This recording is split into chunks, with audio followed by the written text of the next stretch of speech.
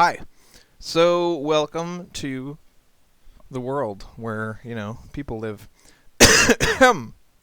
So, this is my, let's see, 16x rendering of a 6-hour city build where I basically was doing an experiment, right? So basically the way you make a really high population efficient city that runs all by itself without interacting with any of its neighbors, which has always been my goal. Intercity uh, interaction is interesting and stuff, and I'm sure I'll get to that eventually. But it's so hard because there's usually only one or two or three entry points to your city, like like an airport and a highway and a boats and stuff. That it's easier to just try to provide all the jobs and all the shopping and all the freight production for your city inside of your city, and then no one ever has to travel outside of the city.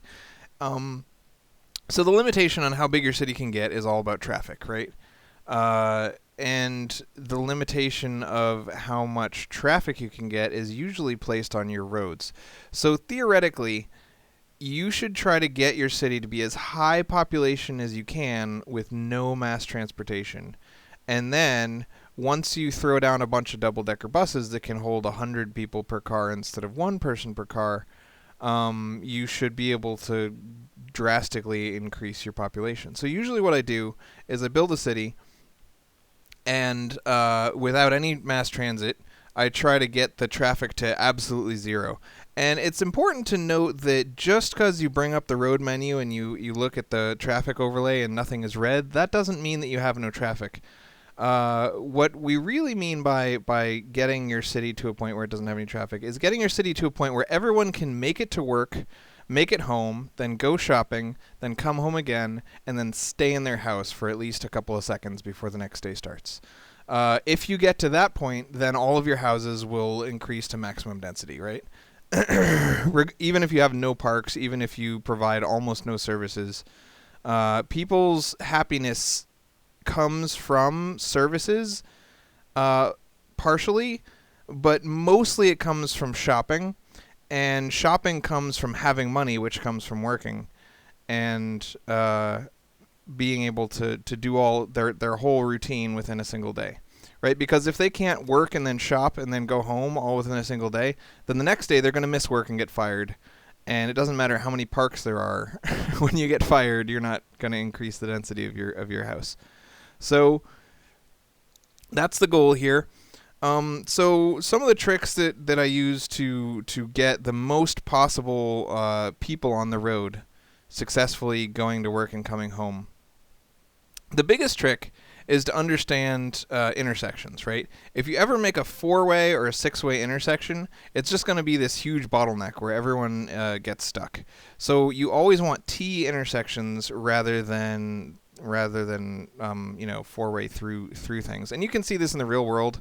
It's always a pain in the butt to come to a 4-way intersection. Actually, there's a 5-way intersection somewhat near my house in Essex, Vermont, and it's a pain in the butt. I always avoid it, just because you have to wait so damn long, even when there's very little traffic. So it's always better to just put 2 T intersections right next to each other, like you would imagine bricks. You know how when you lay bricks, you put 2 bricks down, and then you put 1 brick in the middle of those 2 bricks, right? So that's the general goal with roads, is you want them to never go through 4-way intersections, and that will increase your traffic flow dramatically. Another big thing that I learned relatively recently about how to improve traffic throughput is never to use streetcar avenues, because a normal avenue intersecting with a medium density road the people at the medium density road will give way to the avenue. So the medium density road will not impact the traffic flow of the avenue at all, which is awesome. Which it means that the entrance to your city, normally the entrance to your city is this huge bottleneck. People can't get in and out of your city because there's only one way in and out. But if you put a bunch of medium density intersections with that primary highway entrance to your city, then the medium density intersections don't slow down the primary avenue throughput, so people can still get in and out of your city even though there's like tons of people trying to get in and out of your city. So a bunch of people are forced to wait, sure, the people on the medium density roads, but anyone who comes through the avenue doesn't have to wait. So you can get like people doing deliveries that to keep your money flowing in, and they won't be impeded at all by the people trying to commute out to go to school or to commute out to work or something like that. But that doesn't work if you use streetcar avenues. If you put down a streetcar avenue and you intersect it with anything, even a medium or even a low density road, there's going to be a stoplight and everyone's going to have to stop because the streetcar, they don't want to risk people barreling into a streetcar from a low density road. So don't use streetcar avenues at all except for if you specifically want to put an actual streetcar on it that's going to have an extremely high payoff. Lots of people need to go up and down this avenue and just don't intersect with it or whatever. The next thing you really gotta know is that, like I said, the entrance to your city tends to be a really big bottleneck. So you want as few people going in and out of your city as possible. Now, if you provide more jobs than you have people to fill them, then people from neighboring cities are going to come fill those jobs for you. And this is really bad because that causes traffic on the one highway entrance to your town, which is where all your money comes from, right? Shipping goods and stuff out through the highway is where most of your money comes from. So if you clog that area, you're in big trouble. It's also where tourists come from. It's also where everything comes from. Anyway, so you don't want to have more jobs than you have people to work them. But you also don't want to have less jobs than you have people to work them, because then people will commute out of your city to go work at the neighboring city. So basically, it's all just a balancing act. You keep opening the population menu and looking at how many of your shoppers are satisfied, right? You want 100% of your shoppers satisfied, but you don't want any extra leftover unsold goods. Because if you have unsold goods, you're going to get shoppers commuting in from other places. And if you have unsatisfied shoppers, then you're going to have shoppers commuting out from your house. And the same thing goes for jobs, right? You don't want anyone coming in for jobs. You don't want anyone going out for jobs. So you really got to do this balancing act where you try to maximize the freight production of your factories, which, very similar to maximizing the density of your houses, is all about their ability. Like with houses, it's your ability to go from home to work to home to shop. And with factories, it's your ability to go to get people to come work for you and then deliver your freight and then get back to the factory before the end of the workday. Because if you can't deliver your freight and get back home before the end of the workday, then your factory is going to close. So where do factories deliver freight to? First, they're going to want to just deliver all their freight to commercial zones or power plants or anywhere where other people work, right? You bring cheeseburgers to the power plant and everyone's like, thanks, you brought me cheeseburgers, this is great. Or, you bring engineering equipment to the power plant and they're like, great, we can fix our power plant. So mostly freight deliveries will go straight to commercial zones or sewage plants or power plants or any place where people work. But the secondary place that they can ship freight, if there's a closer area, is you can make trade ports or airports. And in this case, I made an airport with 4 freight depots so that people could just ship all their freight to the airport. And I put the airport right at the entrance of all the industrial zones, so that all of my factories went straight up to max density because they can always ship their freight right to that airport right outside of where the factories are. So that's great. I also put a trade depot in each factory zone and just filled it with freight depots. So what happens is they ship their freight to the trade depot and then they go back to work, right? If they can't ship their freight and get back in a single day, they get all pissed off. But they don't care whether their freight actually gets used by anyone. So they drop it off at the depot, and then it's the depot's job to bring it to all of the commercial zones. And the third thing is commercial zones will only increase in density if they get enough goods and they get enough customers. And customers only show up if they have goods available. So it's all about the efficiency of getting freight to your commercial zones, right? As well as getting your workers in and getting your workers out, as well as getting as many customers as possible into your commercial zones. So anytime a commercial zone doesn't have goods available, that's really bad. And anytime it has too many goods available because it can't get customers in to buy the goods, then that's also bad. So at first, you can see in the background, as I'm zooming through at 16x, I put all my commercial zones at the bottom and all my industrial zones at the top and all my residential in the middle and all my schools on the left and the right side and all of my services on the left and the right side. That way, fire engines. Well, why did it go black? That's weird. Anyway, fire engines and police cars aren't competing traffic-wise with people who are on their way to work or people who are on their way to shop, right? But while that kind of worked while I was in low population, low density, the real population boom, like you saw for the first several hours, my population was around 20K or something. And all of a sudden, my population shot up to 100K instantly as soon as I just de-zoned all my commercial crap and mixed it in with my residential crap. So that was a big deal. And your population is going to grow as long as those three things are satisfied. Your freight is getting to where it needs to go really quickly. Your commercial districts are getting lots of people to buy freight, and they're buying freight, and in your residential zones have everyone doing their full commute all in one day. And another really huge deal that led to the population boom, that led to, like, it's a really good indication that you've succeeded if all of a sudden your population goes from 20K to 150K or whatever. And one of the biggest things that created that huge population boom was, at first, I had a lot of side streets, medium density side streets that were connecting to the individual avenue spines, and that works a little bit, but people start taking the side streets to try to get where they're trying to go. And so what I did was I would bulldoze the middle of a side street, and then it's like no through traffic, like you see in the real world. Like if you don't want people speeding in your neighborhood block, you just bulldoze the middle of it and say no through traffic, right? And that worked to reduce traffic density on medium density side streets, which is great. But it gave me this other problem, which is that the AI, the traffic AI, uses shortest path routing. And individual sims don't live anywhere, and they don't work anywhere, and they don't shop anywhere specific. What happens is, at the beginning of each day, your house, if it has people living in it, will kick all those people out and say, all right, all of you guys become people looking for work for the appropriate income level that you have.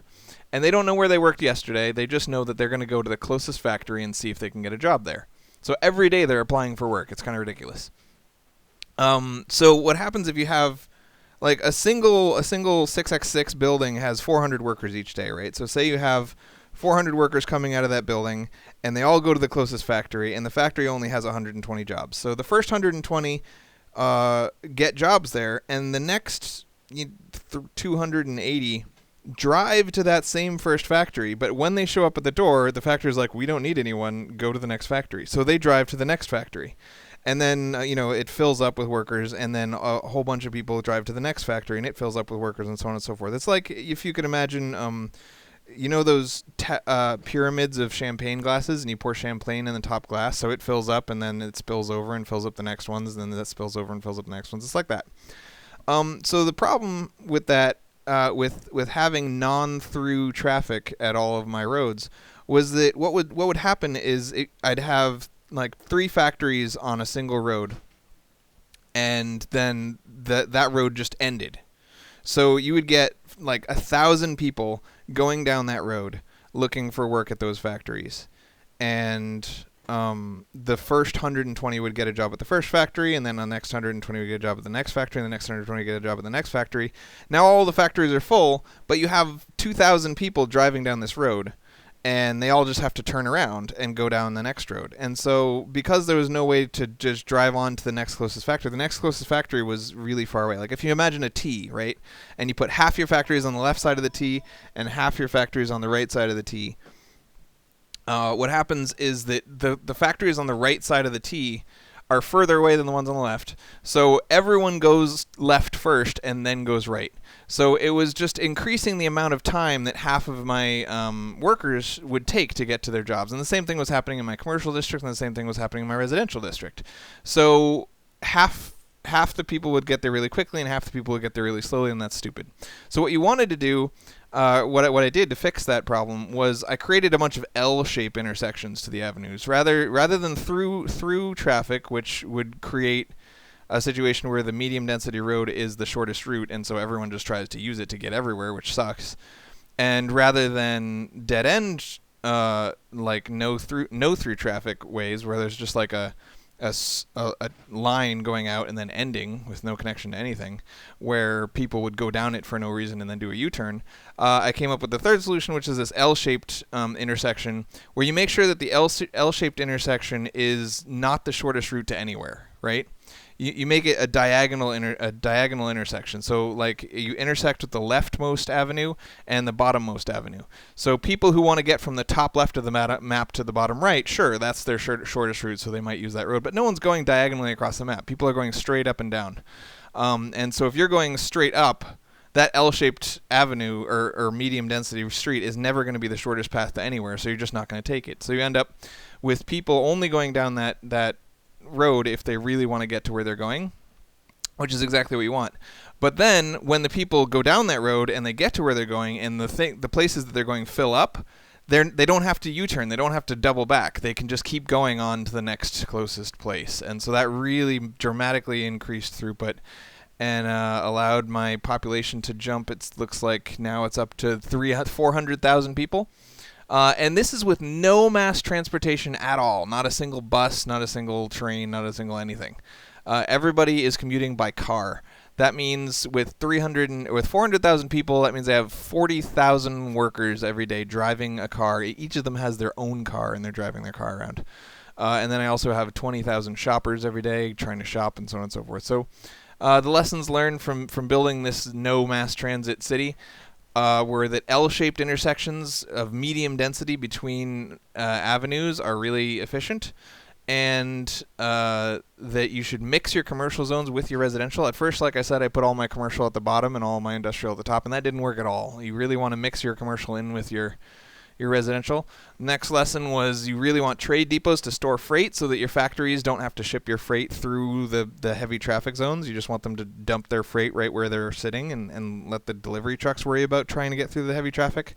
Another lesson was to keep all of your services along the side so that everyone's commuting north to south and south to north. And your fire trucks are going east to west so that they don't intersect with all this freaking crazy traffic. So I never really got past 400,000 dudes because I ran into this problem where as I teched up my factories, they were creating medium wealth jobs, and I don't have any medium wealth people. So I tried to zone some medium wealth, but I never really paid much attention to it. So I had this constant flow of 800 commuters per day. And there's a bug in the game where if you have 800 medium wealth jobs available and your neighbor has 800 medium wealth unemployed people, right, then they'll commute to you, and that makes perfect sense. But if those commuters can't make it to work and back within the single day, then 800 more commuters are spawned. So you end up with 1,600 commuters in your city, and that just keeps happening and happening and happening and happening. So you just get this overrun by mass spawning of commuters, and that didn't make me happy. I wasn't happy with that. And you can avoid that bug. I mean, obviously sometime in the future they'll fix that bug, I'm sure. Probably by the time you see this video it will be fixed. But you can easily avoid it, and it doesn't ruin your experience if you just make sure to have enough workers to fill all of your jobs, but not too many. You don't want any unemployed people, and you don't want any any available jobs. And I kind of ran into those problems as the traffic really got intense. So at this point, theoretically, I guess I could easily have gotten a higher population number just by changing all of my medium density avenues to high density avenues, and they would have just bulked up. I can imagine I could support probably about 500,000 people on this infrastructure with no mass transit.